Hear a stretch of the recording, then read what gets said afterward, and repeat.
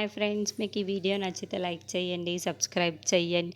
వరలక్ష్మి మేడ మీదకి వచ్చి చాలా బాధపడుతూ ఉంటుంది. పిల్లలను అలా అన్నందుకు, పిల్లల్ని బాధ పెట్టినందుకు అయితే చాలా బాధపడుతూ ఏడుస్తూ ఉంటుంది. ఇంతలో అక్కడికి విష్ణు వచ్చి, ఏంటి వరలక్ష్మి, నువ్వు ఇక్కడ ఉన్నావా, నువ్వు ఎక్కడ ఉన్నావో అని మొత్తం ఇల్లు మొత్తం వెతికేస్తున్నాను, నువ్వు ఇక్కడ ఉన్నావా అని చెప్పేసి అంటూ ఉంటాడు. ఆ మాటలు వినగానే అక్కడున్న వరలక్ష్మి అయితే తన కన్నీళ్లను తుడుచుకొని విష్ణు వైపుకు చూస్తూ ఉంటుంది. ఇంతలో అక్కడున్న విష్ణు అయితే, వరలక్ష్మి, నువ్వు ఇచ్చిన మాట కోసం నువ్వు ఎంతైనా చేస్తావు అని నాకు ఇప్పుడే అర్థమయ్యింది వరలక్ష్మి. అందుకే పిల్లల్ని దూరం చేసుకుంటున్నావు కదా నా కోసం. నాకు ఇచ్చిన మాట కోసం నువ్వు పిల్లల్ని దూరం చేసుకుంటూ అవ్వడం నాకు చాలా ఆనందంగా ఉంది వరలక్ష్మి. నా పిల్లలు నాకు దక్కుతారు అని ఇంకా ఆనందంగా ఉంది వరలక్ష్మి.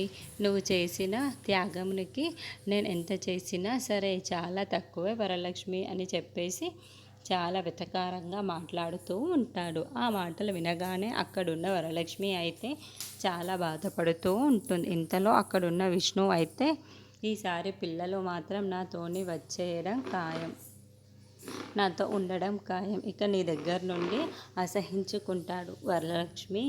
ఇక నుండి నువ్వంటే చాలా చిరాకు వస్తుంది వాళ్ళకి. నువ్వు అంతలాగా చేస్తున్నావు, యాక్టింగో తెలుసా అని చెప్పేసి అంటూ ఉంటాడు. ఇంతలో అక్కడున్న విష్ణు అయితే, వరలక్ష్మి, నువ్వు ఇలా చేయడం వల్ల నాకు ఇచ్చిన మాట ఆ పిల్లలు నాకు దక్కుతున్నారు, నాకు చాలా ఆనందంగా ఉంది వరలక్ష్మి అని నువ్వు ఇలా చెయ్యడం చాలా సంతోషంగా ఉంది వరలక్ష్మి నాకు అని చెప్పేసి చాలా వెటకారంగా మాట్లాడుతూ ఉంటాడు. నీకు ఎలా థ్యాంక్స్ చెప్పుకోవాలో నాకు అర్థం కావటం లేదు వరలక్ష్మి అని చెప్పేసి అంటూ ఉంటాడు.